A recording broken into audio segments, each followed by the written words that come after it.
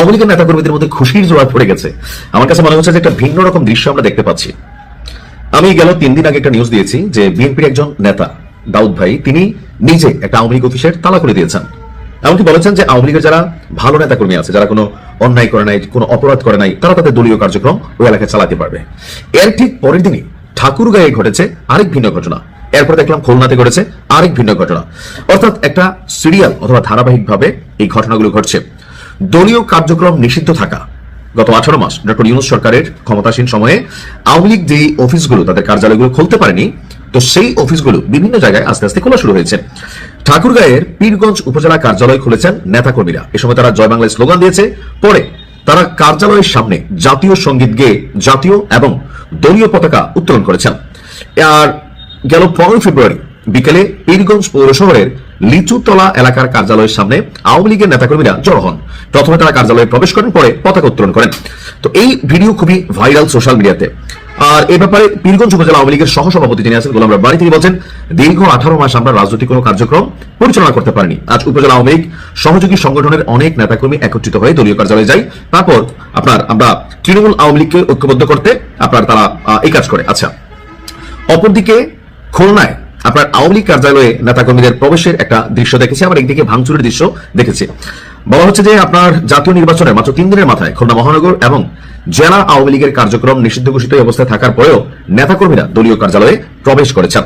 বিকেলে তারা লোহার রড সংলগ্ন কার্যালয়ের নিচতলার কলাপসিবল গেটের তালা খুলে 2 তলায় গিয়ে বঙ্গবন্ধু শেখ মুজিবুর রহমান এবং আওয়ামী লীগের সভাপতি শেখ হাসিনার প্রতিকৃতিতে ফুল দিয়ে শ্রদ্ধা জানান। পর এ নিয়ে ভিডিও ছড়িয়ে পড়ে। এখন এই দৃশ্যপটটা আসলে কেন হচ্ছে? বিএনপি সারা বাংলাদেশে যে সিটগুলো পেয়েছে, এখানে একটা ইউনিটি ছিল আওয়ামী লীগের সাথে। কোথায় ছিল এটা বলি, স্বাধীনতা ইস্যু প্রসঙ্গে। আপনি যদি দেখেন বিএনপির যে নির্বাচনী ন্যারেটিভ ছিল 71 মুক্তিযুদ্ধ, স্বাধীনতা, এমনকি স্বাধীনতা বিরোধী শক্তির একটা ন্যারেটিভ তারা তাদের ভোট মার্চে পরিচালনা করেছে। আমার পরিচিত অনেক আওয়ামী লীগের নেতাকর্মীরা তারা বিএনপিকে ভোট দিয়েছে। জামাতকে যে দেন একবার তাও না, হয়তো জামাতকে 5% দিলে বিএনপি দিচ্ছে 95%, যারা আওয়ামী লীগের নেতাকর্মীরা ভোট দিয়েছে।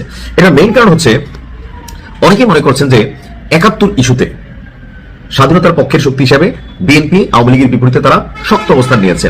এবং 1971 সালের ইস্যুতে জামাত ইসলাম যেটা ভাবছিল যে 2024-এ এসে নতুন স্বাধীনতা, নতুন বাংলাদেশ, 71 ইস্যুটা আর আলোচনা করা হবে না, নানান জায়গায় কিন্তু এই ন্যারেটিভ বা পারসেপশনটা তৈরি করা হয়েছিল। তো সেই জায়গায় আওয়ামী লীগের নেতাকর্মীরা তারা মনে করছে যে স্বাধীনতার পক্ষের শক্তি হচ্ছে এই মুহূর্তে বিএনপি। এবং কি বিএনপির অনেক নেতাকর্মীরা আওয়ামী লীগের যারা ভালো নেতাকর্মী আছেন তাদেরকে কিন্তু অনেক জায়গায় বলছেন যে দেখো, আমরা যদি ক্ষমতায় যাই, তোমাদের বিরুদ্ধে যদি কোনো মিথ্যা মামলা থাকে, কোনো হয়রানিমূলক মামলা হয়, এটা দায়ভার আমরা নিব, দায়িত্ব নিব।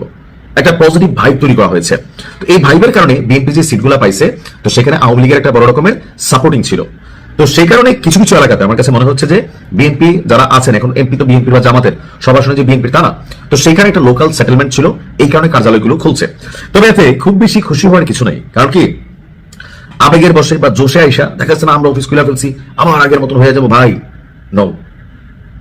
এই 2026 ত্রয়োদশ জাতীয় সংসদ নির্বাচনে একটা জিনিস এস্টাবলিশড হয়েছে, সন্ত্রাসী কর্মকাণ্ড, চাঁদাবাজি, গুন্ডামি, মানুষের উপর জুলুম, এই জিনিসগুলো বাংলাদেশের মানুষ পছন্দ করে না।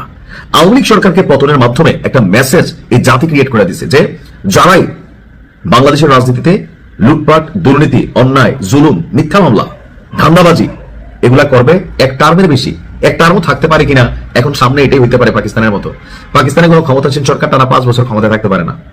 আন্দোলন হয়, হ্যাঁ না ভোট হয়, সরকার পড়ে যায়। তো এবার দেখা যাক কি হয়।